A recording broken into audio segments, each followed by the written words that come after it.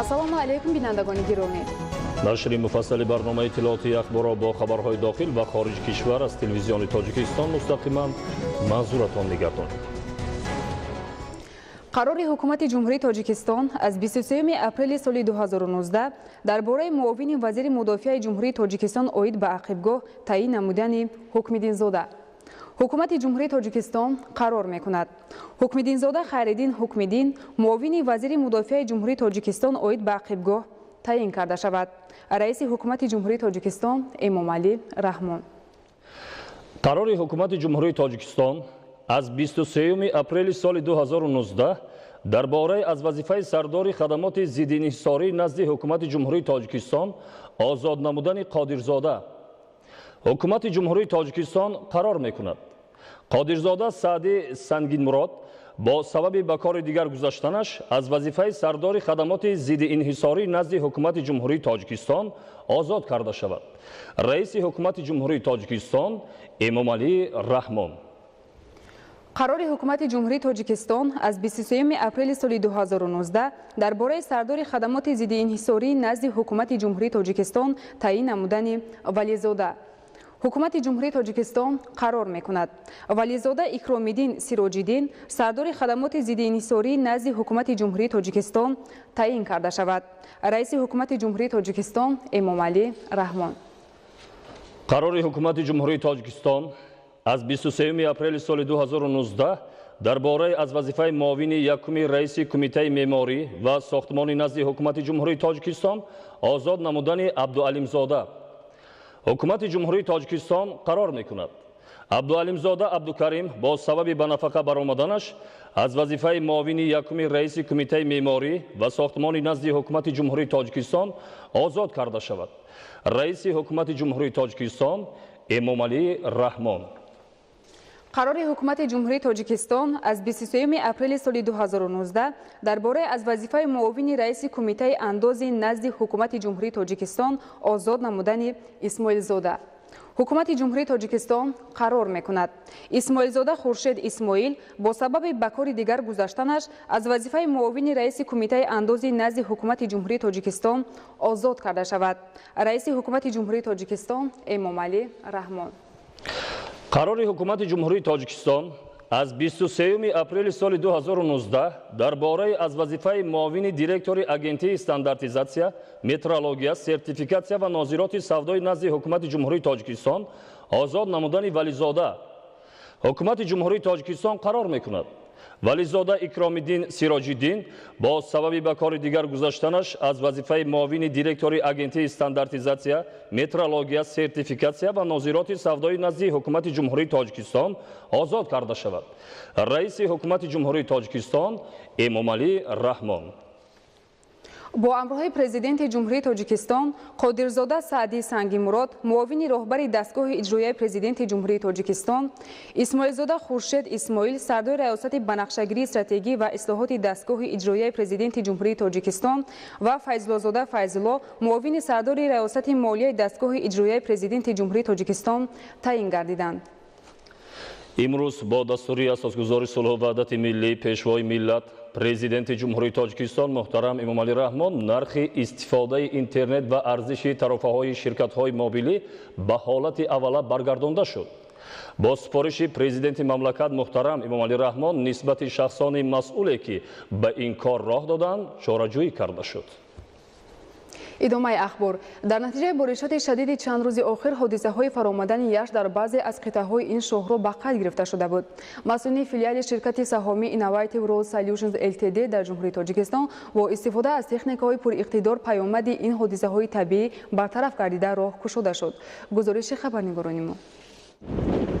шоҳиди он ҳастем ки давоми рӯзи охир дар мамлакат бориши борон раванди давомдор шуда боиси расидани хисороти ҷиддӣ ба соҳаҳои гуногун аз ҷумла роҳҳо гардид. бо фаро расидани фасли баҳор ки бориши боронро ба дунбол дорад дар роҳҳое ки аз минтақаҳои кӯҳистони мамлакат мегузаранд фаромадани сангпораҳо, омадани сел ва лағжиши коҳпора падидаи маъмул аст. хоса шоҳроҳи Душанбе Шаноқ ки қисми зиёди он аз чунин минтақаҳо мегузарад аз офатҳои табиӣ зикршуда зиёдтар осебпазир маҳсуб мешавад. маҳз дар заминаи ҷаҳду талош ва меҳнати шабонарӯзаи кормандони فیلیال شرکت سهامی اینوویتیو رود سولوشنز LTD در جمهوری تاجیکستان راه دوشنبه چناب به استثنای روزهای زیاد بودن خوف در مفرهای عموما بسته نبود. چنین وضعیت بیشتر در منطقه‌های ورزاب، زرافشان و سوخت بر مشاهده رسیده، سیلی که در نتیجه بارش پرشدت آمد به بعضی قطعه‌های راه ضرر جدی رسانید. علاوه بر این مسئله در منطقه زرافشان سطح آبی دریاچه‌های کوهی به مراتب بلند شده، اکثر موارد خوف زیر آب ماندن بعضی موضع‌های راه را با وجود می‌آورد. نکته مهم و قابل توجه آن است که کارمندان کل نمایندگی‌های فیلیال شرکت در منطقه‌های مملکت وابسته به وضع آب و هوا سری وقت چاره‌اندیشی نموده، از لحظه‌های اول رخ دادن آفت‌های طبیعی کارمندان و تکنیک و مکانیزم‌های ضروری را بهر پیشگیری و برطرف نمودن سفربر نمودند. نوبسته از باران‌های شدید که پای در پای آمدن و راه‌ها را سنگریزی کردند، عموما راه بند نشده. با قوه نمایندگی منطقوی با همه تکنیک‌ها سفربر کرده شده، همه کارمندان سفربر کرده شده. شبانه روزی برای حرکت نقلیات ها کوشش کردند. موجودیت تکنیک‌های پر اقتدار با کارمندان فیلیال شرکت امکان دادند که در قبال تمامی آفت‌های طبیعی که از لحاظ حجم قابل ملاحظه اند، حرکت منتظم وسایل نقلیات را تامین نموده، رسالت خویش را در سطح خوب و صفت بلند به جای آورند. бунёди маркази саломатӣ бо харҷи 290 000 сомонӣ аз тарафи оилаи Саидовҳо ва пули мошингузар дар доираи 50 000 сомонӣ аз ҳисоби Гулназар Сафарови 80 сола дар ноҳияи Хуросон боиси хушҳолии сокинон гардид. гузориши Худойдоди Раҷаб ва Искандари Саид. رویداد در انتظار ساکنان دهه‌های هلالی 1 و هلالی 2 جماعت دهات هلالی ناحیه خراسان عملی گشت و اکنون به ممانعت از بالای کانال آبگذاری بین دهه‌ها رفت و آمد می‌نمایند. این اقدام نیک از جانب ساکن 80 ساله دهه هولمراد سفرов در دایره بیش از 50 000 سومانی عملی کرده شد. این فرد وطندوست و سخاوتپیشه بابای گلمراد از حساب مبلغ‌های پس‌انداز نموده خود در یکجایگی با اهل عائله که مقصد سفر خانه کعبه را داشت مشکلات همدهگانش را به نوبت گرفته مبلغ جمع آورده‌اش را در این کار خیر و آبادانی یک گوشه میهن صرف نمود. از حساب مبلغ‌های پس‌انداز نموده نفقه‌اش و خود همسرش همین پول را برای ما ساخته داد. دهه هلالی و 1 و دهه هلالی 2 را به هم پیوست کرده است با واسطه من یک پول ماشین‌گذار. ما بسیار خوشحال هم هستیم که مشکلی شهروندان ما را آسان کرد. طبق اطلاع بخش معماری ناحیه پل ماشین‌گذاری تازه بنیاد 16 متر درازی و بیش از 4 متر پهنایی داشته برای رفته‌های واسطه‌های نقلیاتی مساعد میباشد. در دایره کارهای آبادانی و سازندگی بهر استقبال جشن 30 سالگی استقلالیت دولتی جمهوری تاجیکستان به همین مانند عمل‌های بنیادکارانه در ناحیه خراسان از جانب صاحبکاران و ساکنان همت بلند انجام داده می‌شوند. در ناحیه خراسان عائله سیدوف‌ها از حساب مبلغ سفر حج به مردم همین دهه یک تا مرکز سلامتی ساخته دادند و در جماعت دهات هلالی در دهه هلالی از حساب حجروندگان یک تا پول ماشین‌گذار ساخته به استفاده داده شد و باز یک عائله دیگر نیز هست در همین جماعت دهات هلالی از دهه هلالی که یک تا بنگاه طبی از همین حساب سفر حج و مردم ساخته دهات علاقه ساختمانش سر شده است. در دهه نوزمین جماعت دهات صدرالدین عینی ناحیه نیز از جانب برادران سعیدوف‌ها که به صاحبکاری مشغول میباشند یک مرکز سلامتی دهاتی با 7 اجرای کاری ساخته مورد استفاده قرار داده شد. در کارهای ساختمانی بنای تازه بنیاد مرکز سلامتی برادران از حساب پس‌اندازهای خود که نیت زیارت خانه کعبه را داشتند 290 000 سومانی صرف نمودند. ما عائله سعیدوف‌ها 6 акай додар ба нияти сафари ҳаҷ доштем. мо маслиҳат кардем ки маблағҳои ҷамъкардаи барои ҳаҷ я маркази саломатӣ барои ҷои кори 12 нафар кушодем. از نگاه دین اسلام این یک صدقه جاریه است. من چنده که این مؤسسه فعالیت میکند همین ثواب و ثمره به عائله سعیدوف‌ها البته میرسد. با اطلاع مسئولین ساکنان دهه نوزمین که حدود 5000 نفر میباشند قبلا برای برخوردار گشتن از خدمت رسانی‌های طبی به مرکز ناحیه یا مرکز جماعت شهرک اویالی که بیش از 6 کیلومتر را تشکیل مینماید مراجعت میکردند. بنای مرکز سلامتی را سهامگزاران در مساحت 3 صدیق در حدود زمین نزدیک حولگیشان بنیاد کردند که می بعد در آن 12 نفر متخصصان ساحه کار و فعالیت کرده به ساکنان خدمت با صفت طبی میرسانند. خدایداد رجب، اسکندر سعید، ناحیه خراسان، اخبار. در دوره کارهای آبادانی و سازندگی بخشیده به 30 سالگی استقلالیت دولتی جمهوری تاجیکستان در شهر ترسونزاده باز دو انشاءات دیگر به استفاده داده شد. گزارش خبرنگاران ما. بیمارخانه کلینیکی که در مرکز شهر ترسونزاده مورد بهره برداری قرار گرفت برای تبابت بیماری بواسیر پیش بینی شده است. انشاءات از جانب صاحبکار محله ظریف چوپانوف ساخته شده است و آن از دو آشیانه عبارت بوده دارای اتاقهای کاری، تشخیصگاه، حجره اولتراسدا، حجره جراحی، داروگذرانی، حجره‌ها برای بستری نمودن بیماران و دیگر اتاق و حجره‌های یاری رسان میباشد. دستگاه و تجهیزاتی که در این بیمارخانه برای تشخیص و تبابت مجهز نمودند موثر بوده برای طبیبان و بیماران مساعد است. 15 نفر بیمار را یک بار بستری کرده روزش به 3 4 5 جراحی گذرانده میتونه. 5 نفر همشیرهای شفقت کار میکند، سرپرستان کار میکند، 3 تا دکتران درجه عالی. بیماران در این بیمارخانه از گوشه گیاه درمانی نیز میتوانند استفاده نمایند. در بیمارخانه مذکور حجره ختنه نیز تشکیل کرده شده است که برای اهالی شهر مساعد می باشد. انشاءات دیگری که در این روز مورد بهره برداری ساکنان شهر ترسونزاده قرار گرفت این کارگاه دوزندگی می باشد. کارگاه اساساً برای دوختن لباس‌های مکتبی پیش بینی شده است. در اینجا 12 دستگاه معاصر برای دوختن لباس نصب گردیده است و 15 نفر ساکنان خاصه زنان و بانوان شهر ترسونزاده با جای کار تامین شدند. در اینجا همه شرایط ها مهیا است. همه ما پرسندیم در یک روز 7-8 لباس دوختیم. کارمندان کارگاه مذکور در یک روز امکان دارند بیش از 40 جفت لباس برای خوانندگان و آموزگاران مؤسسه‌های تعلیمی آماده نمایند. بنیاد گردیدن چنین کارگاه دوزندگی در شهر ترسونزاده از یک جانب در تامین گردیدن ساکنان با جای کار دائمی مساعدت نموده باشد، این عامل از طرف دیگر در دسترسی بیشتری ساکنان به لباس مکتبی زمینه می‌گذارد. айни замон дар ноҳияи шаҳри нав бунёди муассисаҳои нави таълимӣ ва синфхонаҳои иловагӣ барои зиёда аз 1500 ҷойи нишаст идома дорад. дар баробари фароҳамсозии шароит барои таҳсил миёни хонандагон маҳфилҳои гуногун низ гузаронида мешавад. наврӯзшоҳи азизулло аз ноҳияи шаҳри нав гузориш медиҳад. айни замон дар 14 деҳаву маҳаллаи ноҳияи шаҳри нав бунёди муассисаҳои нави таълимӣ ва синфхонаҳои иловагӣ идома дорад. ҳоло дар доираи омодагиҳо ба ҷашни 30 солагии истиқлолияти давлатии ҷумҳурии тоҷикистон дар тамоми муассисаҳои таълимӣ бунёду навсозии толорҳои фарҳангӣ, майдончаҳои варзишӣ, муқаддасоти миллӣ ва дигар иншоот ҷараён дорад. аз ин дар 6 муассиса сохтмони биноҳои нав мебошад. бунёди мактабҳо асосан ба таври дастҷамъона бо саҳми фаъолонаи сокинони ноҳия сурат мегирад ки баъди мавриди истифода қарор гирифтан зиёда аз 1500 хонанда дар шароити муосир омӯзишро идома медиҳанд. зимни як чорабинии сатҳи баланд аз натиҷаи рушди соҳаи маориф ва дастоварди хонандагон натиҷагирӣ ва лаёқатмандон ҳавасманд гардонида шуданд. ин тадбири муҳим аз тарафи мақомоти иҷроияи маҳаллии ҳокимияти давлатӣ дар якҷоягӣ бо сохторҳои низомӣ ва шуъбаи маорифи ноҳияи шаҳри нав гузаронида шуд. ҳозирин дар бораи зуҳуроти замони муосир насли наврасро ба омӯзиши илму ҳунар ҷалб карданд. зеро гурӯҳҳои манфиатхоҳ бо ҳар роҳу восита ҳадафҳои ғаразноки худро барои ба даст овардани манфиат пиёда мекунанд. имрӯз дар толори фарҳангӣ мақомоти иҷроияи маҳаллии ҳокимияти давлатии ноҳияи шаҳри нав як чорабинии тантанавӣ таҳти унвони ифротгароӣ ва терроризм зуҳуроти номатлуби замони муосир гузарондем. мақсад аз гузарондани чунин чорабинӣ пешгирии шомилшавии ҷавонон ба ҳар гуна ҳизбу ҳаракатҳои ифротӣ мебошад. ҳамзамон хонандагони муассисаҳои таълимии ноҳияи шаҳри нав тариқи саҳначаҳо оқибатҳои ногувори пайваст шудан ба гурӯҳҳои манфиатхоҳро нишон дода ҳамагонро барои омӯзиши илму ҳунар талқин карданд. дар ин рӯз озмуни иншо ва расми беҳтарин ҷамъбаст гардид. зимни натиҷагирӣ аз чорабинӣ нафароне ки дар озмуни иншо ва расми беҳтарин ғолиб омаданд аз тарафи мақомоти иҷроияи маҳаллии ҳокимияти давлатӣ ва шуъбаи маорифи ноҳияи шаҳри нав ҳавасманд гардонида шуданд.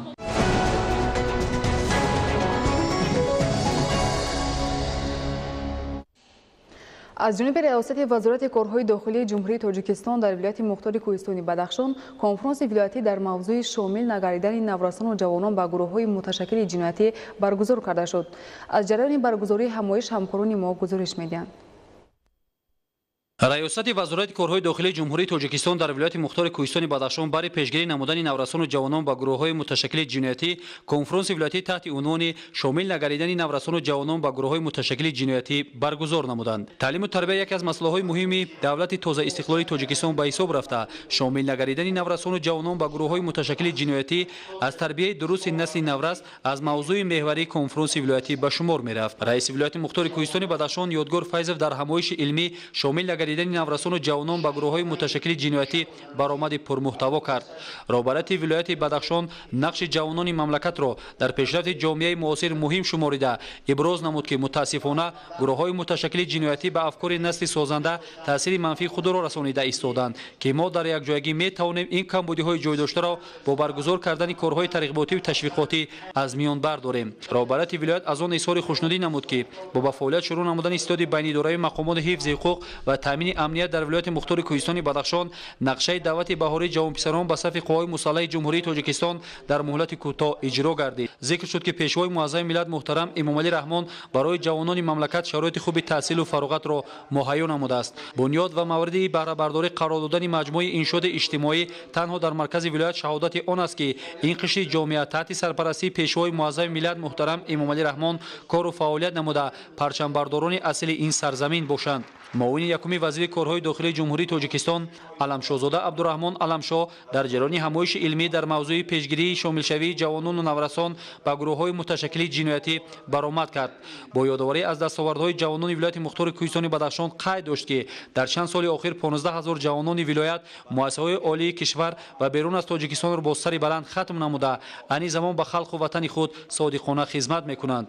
иттилоъ дода шуд, ки варҷгарони вилоят бо иштирок дар мусобиқаҳои сатҳи ҷумҳуравӣ ва берун аз кишвар тавонистанд 329 медалро ба даст оваранд, ки ин боиси ифтихори ҳар як сокини вилоят мебошад. дар давраи ҳисоботӣ аз ҷониби кормандони ҳифзи ҳуқуқ дар ҳудуди вилоят 728 килограмм воситаи нашъатдор мусодира гардидааст, ки боиси нигаронист. иттилоъ дода шуд, ки ҳамагӣ аз маомилоти ғайриқонунии маводи мухаддир дар давраи сипаригарида 1 тонна 128 килограмм воситаи нашъатдор мусодира гардида 2475 нафар сокинони вилоят ба ҷавобгарӣ кашида шуданд, ки 975 нафари онҳо паси панҷара нишастанд. дар ҳамоиши вилоятӣ прокурори вилоят Асозода Дороб роҳандозии чунин конфронсро дар ҳудуди вилоят ба манфиати кор донист.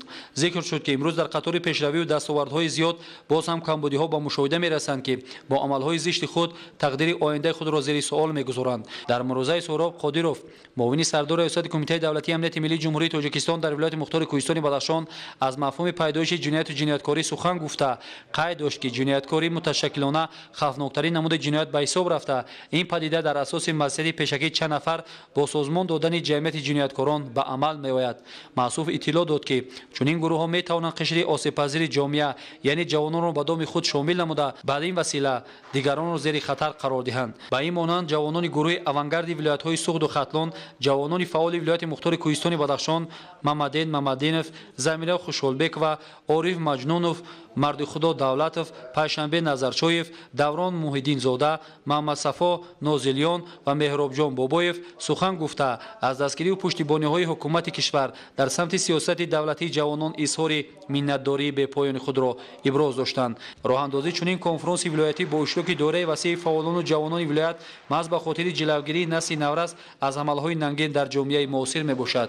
дар фарҷоми ҳамоиши вилоятӣ аз ҳозирин даъват ба амал омад, ки ҳарчи бештар дар тарбияи насли зодаи истиқлоли меҳан ҷиддӣ муносибат карда дар ҳамбастагӣ бо аҳли ҷамоатчигӣ ва падару модарон дар ин самт корҳои дастаҷамонаро роҳандозӣ созанд. идомаи ахбор. дар моддаи 15 кодекси оилаи ҷумҳурии тоҷикистон тағйирот ворид гардида муоинаи тиббии шахсони никоҳшаванда ҳатмӣ гардид. ҷорӣ намудани усули муосир ба ҷавонон имкон медиҳад, ки дар бораи саломатии ҳамдигар қалб аз издивоҷ маълумоти мукаммал пайдо намоянд ва аз таваллуди кӯдакони маъёб пешгирӣ намоянд. Бобокалон Амизода гузориш медиҳад. дар тоҷикистон барои пешгирӣ намудани никоҳи хешу табори наздик, ки оқибат ба нокомӣ ва сарсону саргардонии оилаҳо мегардад, чораҳои саривақтӣ андешида мешавад. мақсади асосии ворид намудани тағйиру иловаҳо ба моддаи 15 кодекси оилаи ҷумҳурии тоҷикистон ин ворид намудани муоинаи тиббии ҳатмии шахсони никоҳшаванда ва онҳоро бо натиҷаи муоинаи тиббии ҳатмии ҳамдигар шинос кардан арзёбӣ мешавад. هر یک نوخانه‌داران پیش از برپا کردن اویله حتما باید که از معاینه حتمی پیش از ازدواج گذارند و در نتیجه گذاشتن باید که به یکدیگر معلومات پوره نتیجه این معاینه رو دهند. در وقت معاینه کردن از طرف طبیب اویلوی اگر یگم عارضه ها اگر که پیدا شود عارضه ها و می تواند که با متخصص ساحه محدود با یعنی راحت همین طبیب اویلوی پیشنهاد کرده شود. از روی تحلیل متخصصان ساحه طب معلوم گردید که در 35% حالت‌ها سبب تولید کودکان معیوب نکاح خویشاوند نزدیک میباشد. علم طب اثبات نموده است که اگر اویله از نسل خویشاوندان نزدیک باشد 60% کودکان آنها با بیماری ارثی گرفتار میشوند. وقتی که در اویله که کودک معیوب هست البته نه تنها خود کودک با ارگانیسم خود کودک یا که با خود کودک تاثیر میرساند که او معیوب است بلکه با محیط همون خانه هم تاثیر خوب نمیرساند و میتواند که از حساب همون کودک معیوب هم سبب شود و دیگر عامل‌های همین عامل اساسی همین کودک معیوب و پراکنده شوی اویله دیده می شود یعنی که نیکو رو قطع میکنند یا که از همدیگر جدا می شوند. جاری نمودن اصول نوی معاصر معاینه‌سازی عاقبت‌های پیشگیری تولید کودکان معیوب امروز به جوانان امکان فراهم آورد که درباره سلامتی همدیگر معلومات مکمل پیدا نمایند ولی متاسفانه نه همه جوانان از این امکانات‌ها استفاده میبرند. باباکان امیرزاده، اهل‌دین کریم، اخبار. خبرها از خارج مملکت. بر اثر زمین‌لرزه شدید در فیلیپین 16 نفر هلاک شده، زیاده از 80 کسی دیگر جراحت برداشتند. در نتیجه به فلاکت دچار شدن هواپیمای خود در شتات تگزاس شتات متحده آمریکا 6 نفر به هلاکت رسید. در فیلیپین با قوه 6.3 بال زمین لرزه به عمل آمد. بر اثر آفت طبیعی 11 نفر به هلاکت رسیده، قریب 20 کسی دیگر جراحت برداشتند. از تکانخوری زمین دهها منزل استقامتی و بناهای معموری و خدمترسانی قسماً و برخی از آن پرره خراب شد. احتمال تعداد هلاک شدگان افزایش یابد، زیرا به گفته کارمندان خدمات نجات‌دهی در زیر خرابه‌های بناها دهها نفر قرار دارند. همزمان در نتیجه زمین لرزه بنای معموری یکی از فرودگاه‌های بین‌المللی فیلیپین قسماً خراب گردید. از تکانخوری زمین خطای انتقال نیروی برق کارناشایم گردیده، ساکنان چند منطقه از استفاده برق و آب نوشاکی محروم ماندند. کارمندان خدمات نجات‌دهی از منطقه‌های زیر خطر آفت طبیعی قرار داشته اهالی را به جای‌های بی‌خوف می‌کشانند. یادآور می‌شویم که 2 سال قبل در فیلیپین بر اثر زمین لرزه شدید 15 نفر جان باخته، 120 کسی دیگر زخمی گردیده بودند. در شتات تگزاس شتات‌های متحده آمریکا هواپیمای خرد به فلاکت دچار گردید. بر اثر حادثه 6 نفر به هلاکت رسید. هواپیمای خرد از فرودگاه منطقه خریس پرواز کرده، هنگام فرود آمدن در فرودگاه منطقه کریویلد سقوط کرده است. هلاک شدگان 5 مسافر و سرنشین میباشد. سبب به فلاکت دچار شدن طیاره خرد در سر زدن نقصان تکنیکی در محرک آن ارزیابی میگردد. در کانادا بارشات شدید آبخیزی را به میان آورده به مرگ 1 نفر باعث گردید. از بارشات و آبخیزی بیشتر شهر کویبک ضرر دید. در شهر مذکور تهخانه و آشیانه‌های یکم 10 منزل استقامتی و بناهای معموری در احاطه آبخیزی قرار گرفتند. کارمندان خدمات نجات‌دهی ساکنان را به جای‌های بی‌خوف می‌کشانند. آفت طبیعی بر راه‌ها و پل‌های نقلیات گذر ضرر جدی رساند. طغیان آب خطای انتقال نیروی برق را کارناشایم کرده، اهالی چند منطقه بی برق ماندند. حکومتداران کانادا به ساکنان شهر کویبک توصیه دادند که از استفاده نقلیات شخصی خودداری نمایند. برای برطرف کردن عاقبت‌های بارشات و آبخیزی، کارمندان خدمات کمونالی فعالیت دارند. در اندونزیا ولکان اگونگ خروج کرد. چنگ و خاکستر ولکان به بلندی 2000 متر در فضا پهن گردید. حکومتداران محلی به ساکنان و سیاحان توصیه دادند که هنگام گشت و گذار از نقاب‌های مخصوص استفاده برند. ولکان اگونگ در دنیا یک از ولکان‌های بزرگ و خطرناک به حساب می‌رود. برنامه اخبار را ادامه می‌دهیم. در ناحیه 5 ولایت خطلان با مقصد پیشگیری از احتمالیت رخ دادن آبخیزی تدبیرهای تحکیم بخشی ساحل انجام داده می‌شود. مسئولین برای تازه کردن سایه و زهبورها از تکنیک‌های ساحوی به طور وسیع استفاده می‌کنند. گزارش خبرنگاران ما. در جهان امروزه مسئله تغییریابی اقلیم یکی از مسائل گلوبالی محسوب یافته جهت پیشگیری حادثه‌های فوق‌العاده کارهای زیادی به سامان رسانیده می‌شوند. ناحیه 5 که در ساحل دریای 5 واقع گردیده است، هر سال در بابت ساحل مستحکم کنی و تامین آب مشکلات زیاد پیش می‌آید. قید کردن به مورد است که عین زمان در ناحیه 5 موضع آسیب پذیر وجود دارد. در ساحل مستحکم کنی موضع‌های آسیب پذیر ساحل دریای 5 که در موضع‌های کلنجی، کهنه، گلاباد، سربند حلقه‌یار و دیگر موضع‌های آسیب پذیر کارهای ساحل مستحکم کنی برده می‌شوند. برای بردن کارهای ساحل مستحکم کنی از طرف کمیسیه دولتی حکومت جمهوری تاجیکستان اید به حالت‌های فوق‌العاده تا امروز به ناحیه مذکور از مسائل ساختمانی از قبل 5 تن سمنت، 5000 لیتر سوزشواری دیزلی و زیاده از 2 تن ارماتور جدا گردیده است که در این سمت کارهای ساحل مستحکم کنی ادامه دارند. خب حالا ما در منطقه سربند حلقه‌یار قرار داریم.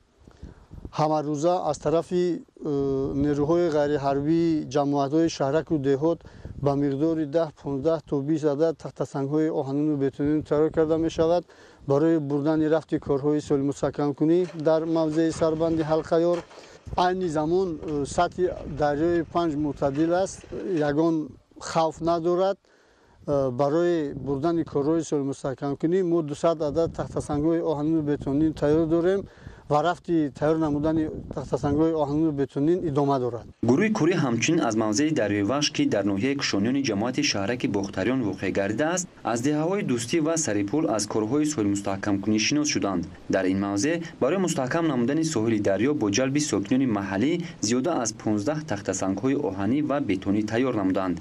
از طرف شعبه کمیته حالت‌های فوق‌العاده در ناحیه کشانیان ولایت ختلان در موضع‌های آسیب پذیر دوستی و سریپول کارهای فرماندهی و به آموزش فرا گرفتند، گذراندن مشق‌ها، تمرین‌ها و به جاهای بی‌خوف تحویل دادن اهالی گذرانده شد.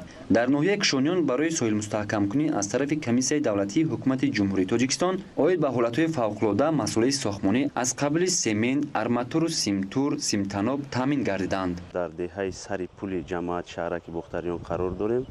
در اینجا کارهای ساحل مستحکم کنی رفته شده است با طریق حشره دسته جمعانه. اینجا می‌بینیم ما سیمتور بندی با مسافت 420 متر کوادراتی سیمتور بندی شد. گروه کوری برای مستحکم نمودن موضع‌های آسیب پذیر ساحل دریای 5 و وحش ولایت ختلان به شخصان مسئول سپارش مشخص دادند. اظهار کرده شد که برای وسعت کارهای ساختمانی در این موضع‌ها از پیشگیری آفت‌های طبیعی از جانب حکومت جمهوری تاجیکستان تدبیرهای سودمند اندیشیده می‌شود. متخصصان ساحه با کشاورزان توصیه می‌دهند که این شب و روز برای تامین نمودن حاصل بلند و باصفت تدبیرهای مبارزه با ضرررسان‌ها را وسعت بخشیده از پیدا شدن هر گونه کسلی‌ها پیشگیری نمایند، زیرا بارشات زیادی روزهای آخر تا اندازه به پیدایش کسلی و ضرررسان‌ها باعث می‌گردد. حکمت الله نظرزاده گزارش نموده است. داغزنی و سرخشوی دانکداران، پیچیده شوی برگ شفتالو و شیلمبراری از جمله بیماری‌های میباشند که از تاثیر بارشات زیاد بیشتر گردیده و ساحه باغ و تاک‌پروری تاثیر منفی می‌رساند. در این زمینه برای پیشگیری از تاثیر ضرررسان‌ها و بیماری‌ها متخصصان چنین توصیه می‌دهند. از سبب بارشات چون درختان میوه دهنده با کسلی‌های مثلا با کسلی‌های کلاستریوز که بیشتر در دانکداران میشد، کسلی‌های مونالیوز بیشتر در میوه دارو میشد، کسلی که بیشتر به درختان میوه دار میشه کسلی مونالیوز میگن که سوختگی مونالیوزی هم میگن بسیار زیاد شدگی. اساسا این باز کسلی ها در دانکداران باشد، کسلی های پیچیده‌شوی برگ شفتالو میشد که کسلی به کسلی های ضررناک بوده تا 70-80% حاصل رسانی را کم میگرداند. پرپارات اسکور، توپاز که بایلتون رو استفاده برده میتونند که یک مقدار کسلی رو پیشگیری کرده میتونند. زیاد نمودن حجم استحصال میوه و بهتر نمودن صفت محصولات که به طلبات اقتصاد بازرگانی جوابی باشد، به گذراندن چاره‌های محافظتی بر ضد حشرات ضرررسان و کسلی باغ و داغزار امکان ناپذیر است. در درختان ضرررسان‌های مکنده از قبیل شیرینچه‌ها، سفید بالک‌ها، تریپس‌ها در رسانه‌های عکس‌العمل باشد پوشیده شوی ریشگی‌ها با عمل آمد که دهقانان میتوانند چاره‌های پیشگیری کننده آن را برای همون دهقانان از پرپارات‌های B58 کاراته دیتسیز استفاده برند که معیار صرف آنها میتوانند از متخصصان توصیه ها گرفته با معیار صرف آنها را استفاده برند. طبق تحقیق متخصصان ساحه در دوره نشونمای باغ تاگذار مخصوصا در فصل بهار برای پیدایش حشرات ضرررسان شرایط مساعد فراهم می‌آید. در نتیجه هر سال به مقدار معین حاصل باغ تاگذار ضرر دیده در بعضی موردها به نابودشوی درختان آورده می‌رساند. در این زمینه حفظ نمودن باغ تاگذار از کسلی و ضرررسان‌ها ضرور دانسته می‌شود. кишоварзони ноҳияи рашт ба кишти картошка шурӯъ карданд. деҳқонон аз имкониятҳои мавҷуда оқилона истифода намуда соли ҷорӣ мақсад доранд масоҳати заминҳои кишти картошкаро ба 1310 гектар расонанд, ки дар қиёс ба соли гузашта беш аз 100 гектар зиёд мебошад. гузориши Идигули Маҳмуд аз ноҳияи рашт. агар соли гузашта майдони кишти картошкаи хоҷагиҳои кишоварзӣ 1200 гектарро ташкил карда бошад, пас ин рақам дар соли ҷорӣ боз ҳам бештар хоҳад шуд. бояд ноҳияи рашт дар майдони 3249 гектар кишти баҳорӣ гузаронад, аз ҷумла 1310 гектар кишти картошка бояд гузаронем, ки нисбати нақша порсола 100 гектар зиёд мебошад ва барои кишти картошка захираи тухми мо аз тирамо 3099 тонна доштем ва то имрӯз аз ноҳияи лашт ва деваштиҷ зиёда аз 440 тонна картошкаи аълосифат ворид намудаем. барои саривақт анҷом додани маъракаи кишти картошка тамоми техникаҳои дар маҳалбудаи идораи ҷумҳуравии агролизинг пурра сафарбар шуданд, то дар як вақт шудгори замину кишти картошка анҷом дода шавад. картошка дар ноҳияи рашт аслан дар ду марҳила киш карда мешавад, ки фосилаи байни ин марҳилаҳо зиёда аз 20-25 рӯзро дар бар мегирад. аввалан деҳқонон дар таҳдаштиҳо ва баъдан дар мавзеъҳои баландкӯҳ кишт мегузаронанд. кишти картошкаи мавзеъҳои баландкӯҳ асосан дар ҳудуди ҷамоати деҳоти Ҳиҷборак аз Калон, Тагоба, Оби Меҳнат ва Ясман гузаронида мешавад. аз ҷумла заминҳои кишти картошкаи кишоварзони ҷамоати деҳоти Ҳиҷборак аз сатҳи бар дар баландии 1300 метр ҷойгир буда, мавҷуд будани заминҳои кишбоб ва фаъолияти каналҳои мавҷуда ба афзоиши майдони кишти картошка мусоидат мекунад. бобати зиёд кардани майдони кишт ва истеҳсоли картошка хоҷагиҳои кишоварзӣ аз ҳар як порча замини мавҷуда самаранок истифода бурда мақсад доранд то аз майдони 1310 гектар картошка ҳосили фаровон истеҳсол кунанд.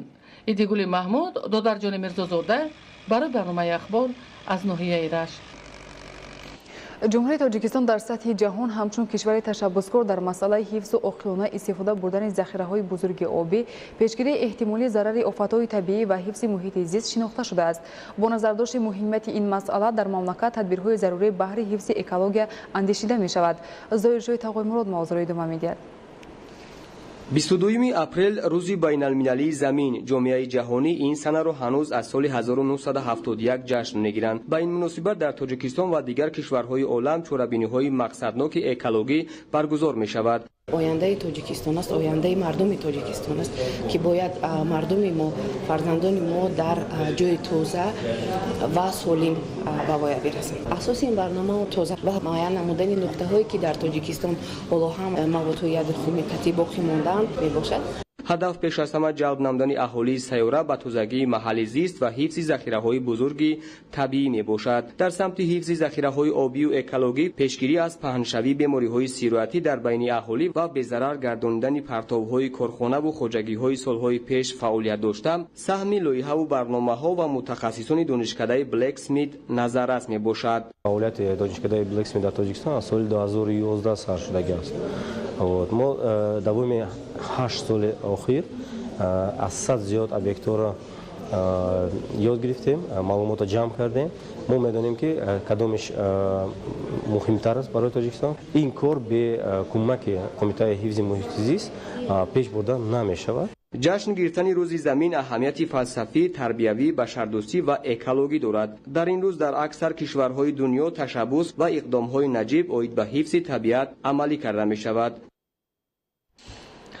донишгоҳи давлатии Кӯлоб ба номи Абу Абдуллоҳи Рудакӣ дар омода намудани мутахассисони касбҳои гуногуни соҳаи педагогӣ саҳми назаррас дошта, дар он шароити мусоиди таълим фароҳам оварда шудааст.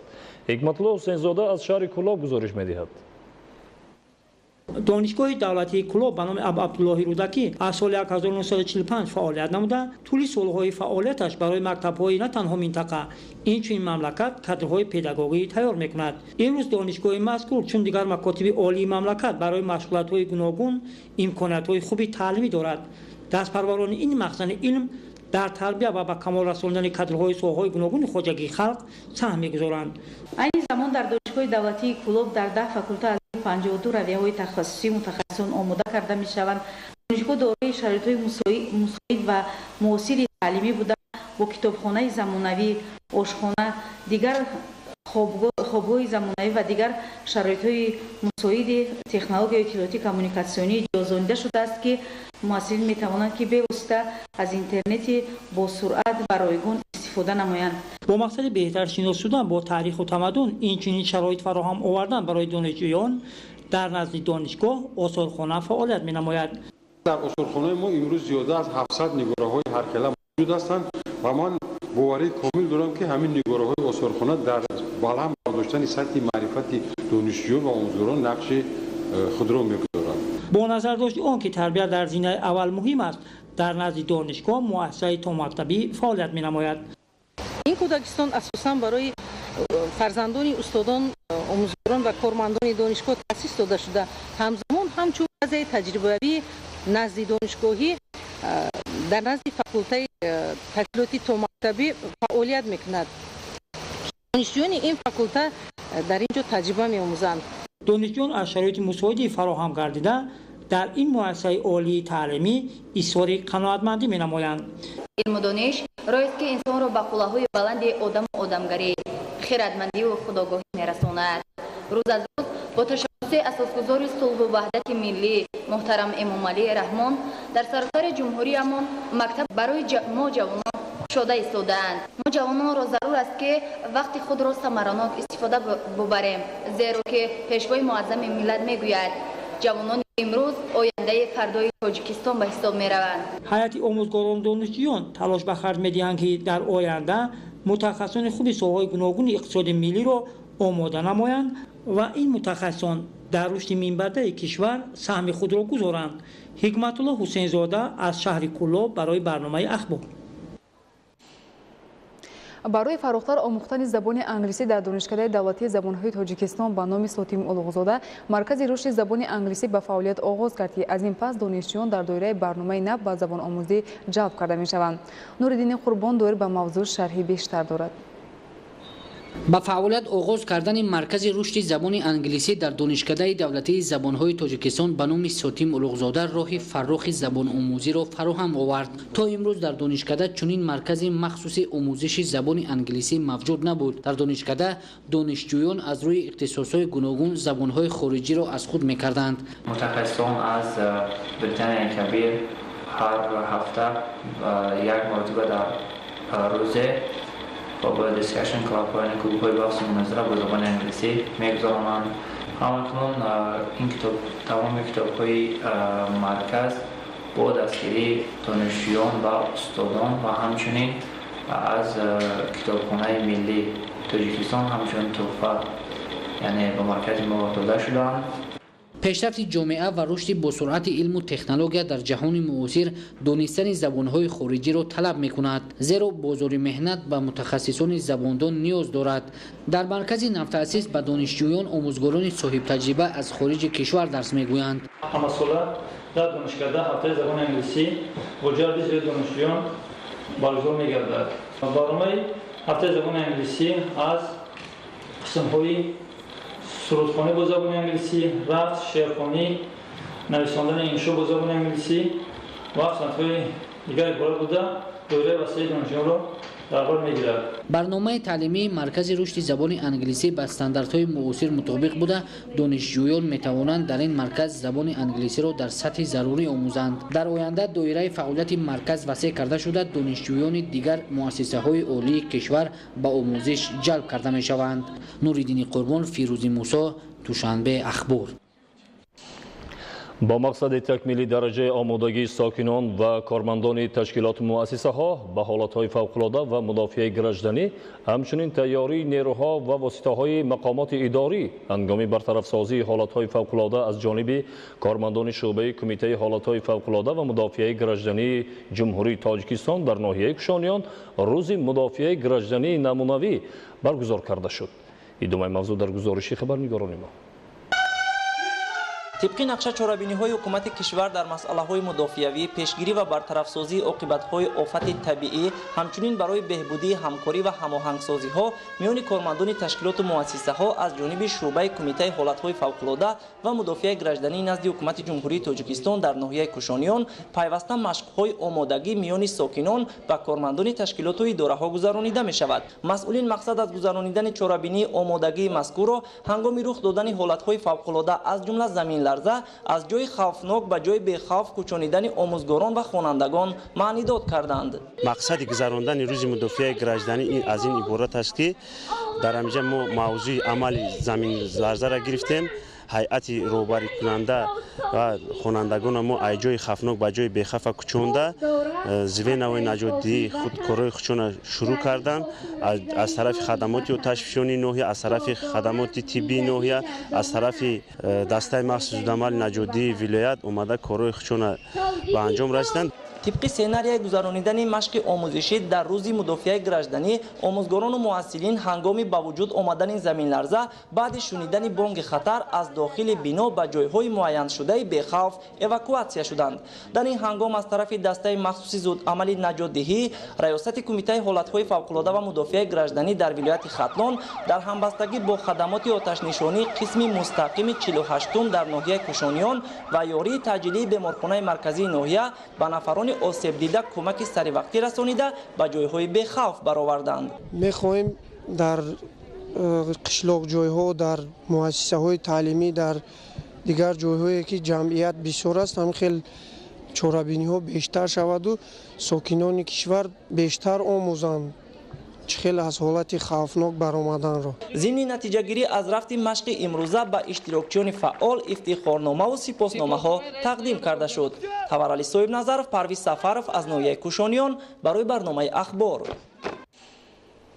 امروز برای جوانان و نورسان شرایط ارزنده تحصیل و استراحت فراهم آورده شده است، ولی حسن ایده از جوانان و نورسان که این همه غمخوری ها را صرف نظر کرده دست به جنایات ابوشی میزنند و بیشتر وقت خود را در مرکزهای کامپیوتری میگذرانند. عبدالحمید نظیر در این خصوص گزارش آماده نموده است.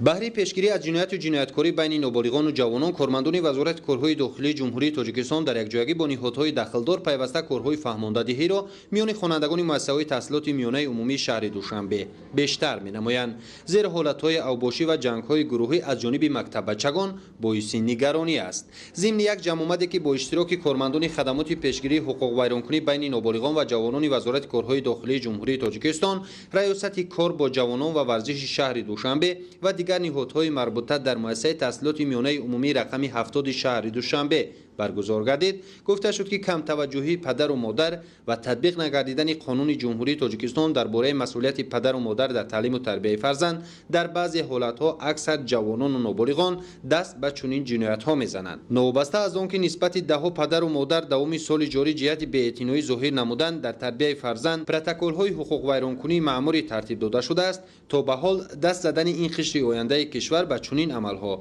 به چشم می‌رسد. گفته شد که شبیه است از طرف کارمندان خدمات پیشگیری حقوق ویرانکنی بین نابالغان و جوانان وزارت کارهای داخلی جمهوری تاجیکستان، کودکان و نورسان از مرکزهای دلخوشی و بازی‌های کامپیوتری دستگیر نگردند. پیوسته تماشا کردن فیلم‌هایی که دارای خصوصیت‌های زورآوری و خشونت‌اند بر روحیه کودکان و نورسان تأثیری منفی رسانیده، عامل دست زدن آنها به هر گونه عمل‌های جنایی می‌گردد. در این جمع‌آمد که پدر و مادران و خوانندگان صنف‌های بالایی اشتراک داشتند، دعوت به عمل آورده شد که بهره تعلیم و تربیت کودکان و نورسان باید اهمیتی خاصه داده در یک جایگی ما می‌توانیم آنها را از کردارهایشان پیشگیری نماییم و در روحیه وطن دوستی و خویشتن‌شناسی تربیت کنیم. در شهر لیوکند ولایت ختلان برای برگزاری بازی فوتبال خرد یک میدانچه ورزشی ساخته به استفاده داده شد. همچنین بینای شعبچه کارهای داخلی در شهر مورد بهره برداری قرار گرفت. گزارش از شهر لیوکند.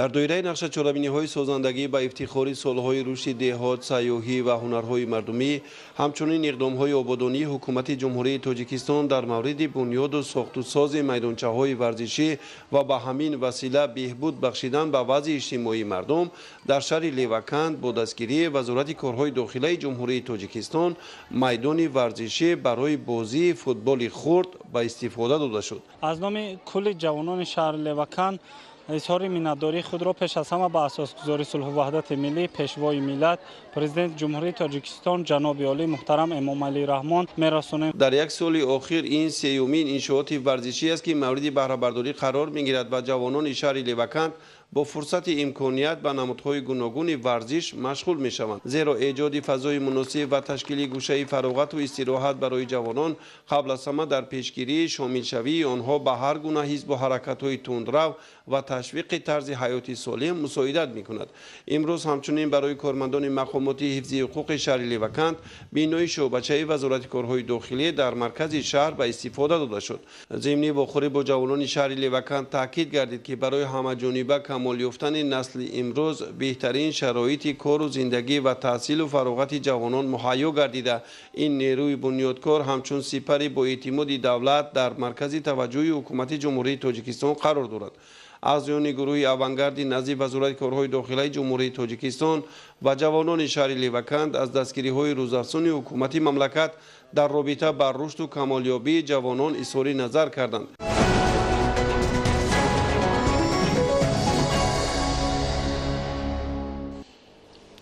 بارشات روزهای آخر با بلند گردیدن سطح آبی دریاها، فرآمدن یخ، آمدن سیل و طوفان سخت در مملکت باعث گردید.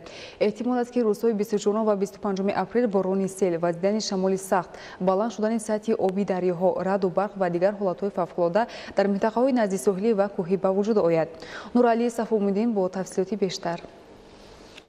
موافق معلومات اگنتی آب و هواشناسی کمیته حفظ محیط زیست نزد حکومت جمهوری تاجیکستان روزهای 24 و 25 اپریل سال جاری در مملکت هوای نااستوار در نظر بوده، باران‌های خصوصیت سیل داشته در بعضی شهر و ناحیه‌ها از جمله شهر دوشنبه، شهرهای حصار، وحدت، استرافشان، کلاب، پنجکند، ناحیه ورزاب، فیض‌آباد، نورآباد، رشت، سنگوار، درواز، فرخار، واسه، دنغره، خاولین، مومن‌آباد، ناحیه شمس‌الدین شاهین، عقبه شهرستان، مسجد، یاوان و ناحیه رودکی در نظر داشته شده است.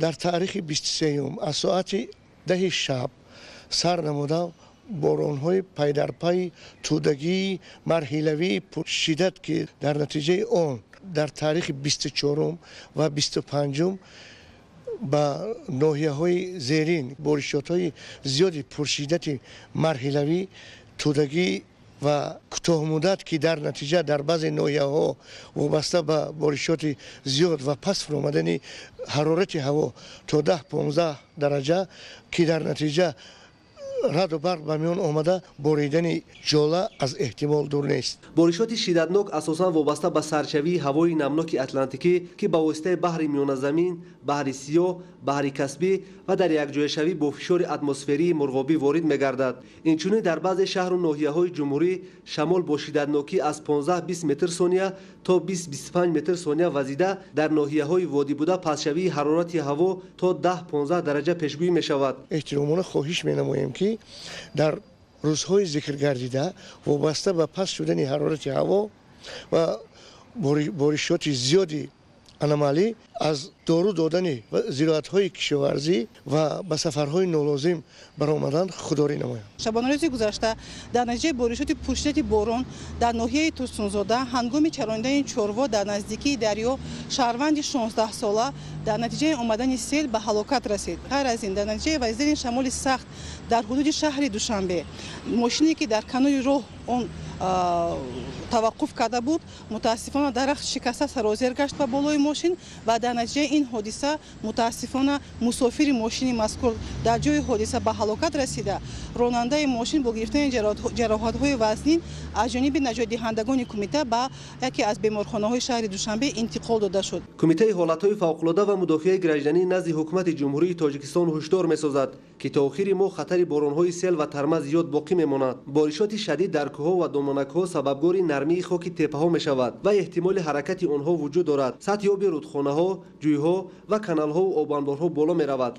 باید قید نمود که طبق معلومات агентии об ҳавошиносии кишвар дар ҳудуди мамлакат то охири апрел ҳавои номусоид боқӣ монда боришотҳои боронҳои пуршиддати селосо ва аз он ҷумла боридани жола ва изидани шамоли сахт ва аз ҳама муҳимаш бояд қайд намуд раъду барқ пешгӯӣ карда мешавад. кумитаи ҳолатҳои фавқулода ва мудофиаи гражданӣ назди ҳукумати ҷумҳурии тоҷикистон аз ҳамаи шаҳрвандон аз ҷумла падарону модарон даъват ба амал меорад ки фарзандони худро танҳо ба саҳро ва кӯҳ баромадан нагузоранд. бо назардошти вазъи номусоиди ҳаво аз шаҳрвандон хоҳиш карда мешавад ки дар рӯзҳои болозикр аз баромадан ба саҳро худдорӣ намуда ҷони худро зери хатар нагузоранд. нуралӣ сафомиддин, аҳлиддини карим барои барномаи ахбор.